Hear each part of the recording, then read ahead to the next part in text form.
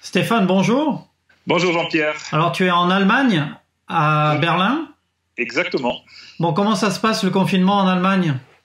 Écoute, on a aussi depuis mi-avril une demande de la chancelière à garder les distances, à maintenir les règles d'hygiène évidemment, se laver les mains, garder 1,5 m à 2 mètres de distance de tout un chacun. Mais contrairement à ce que j'ai appris, ce qui se passait en France, c'est pas une obligation et certainement pas aussi stricte avec des papiers à avoir sur soi. Donc on peut bouger librement pour faire les courses essentielles.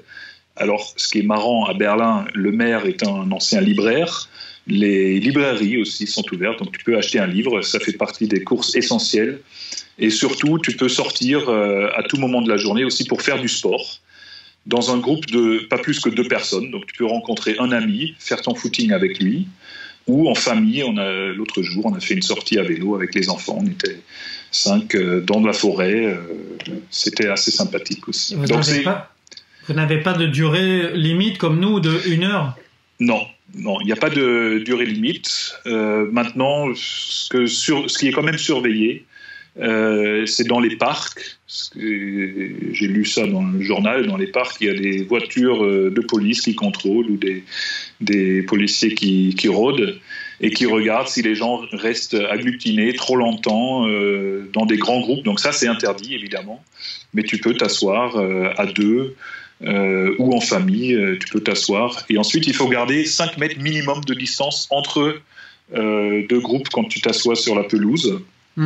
Pour que une personne puisse passer entre les 2 groupes et garder ces 1,5 m, 2 mètres de distance des 2 groupes. Donc ce qui fait que finalement, là, avec les beaux jours qu'on a eu autour du week-end pascal, il y avait du monde dans les parcs, mais c'est vrai, les photos qu'on a pu voir, c'était pas plus de monde, 2 personnes, 3 personnes par-ci par-là.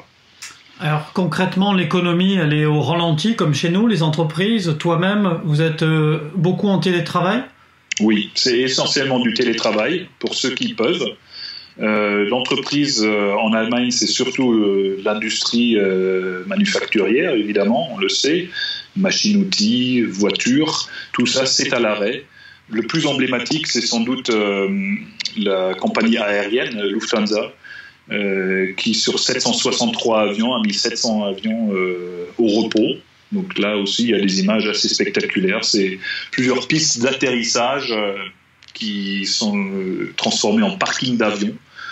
Tu me diras, les aéroports aussi, il y a 90% de trafic en moins, donc forcément, ils n'ont pas besoin de la piste.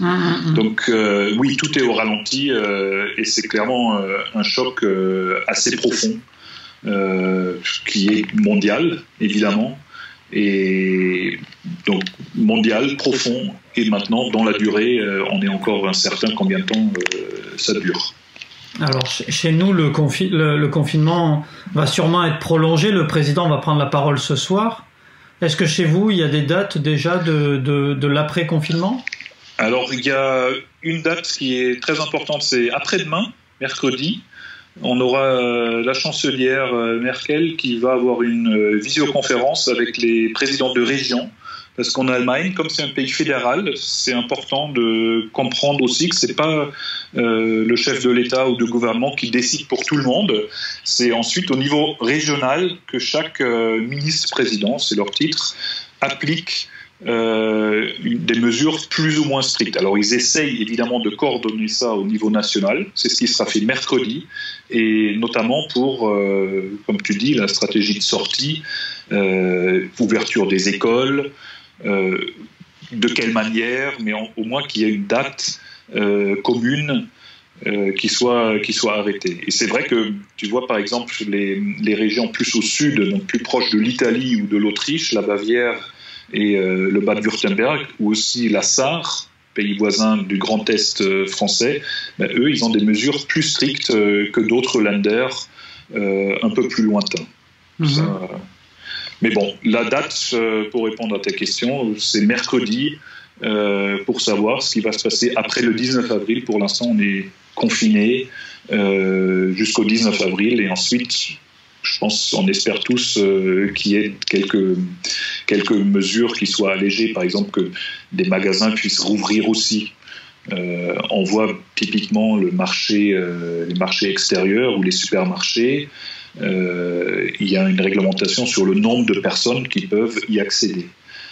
Tu ne rentres pas aussi simplement aujourd'hui dans un supermarché, il faut faire la queue 1,50 m, 2 mètres d'écart, et ensuite on te donne un caddie. Avec ça, tu gardes la distance, mais de toute façon, il n'y a pas grand monde, il faut bien le dire, il n'y a pas grand monde qui aujourd'hui traîne à l'extérieur. Les gens sont quand même assez disciplinés, respectent plutôt bien les consignes.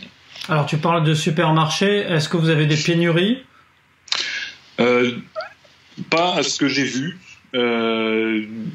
Il y avait effectivement des pâtes au début dans les rayons qui manquaient, mais très franchement, j'ai pas vraiment vu de pénurie. Il y avait les histoires les plus emblématiques, c'est effectivement le papier hygiénique et les pâtes, mais très franchement, si tu retournes la semaine d'après, tu trouves tout est bien achalandé. Ouais. Bah, écoute, merci beaucoup pour ce témoignage. Je t'en prie. Bah, écoute, merci beaucoup. Merci Jean-Pierre. Ciao. Salut.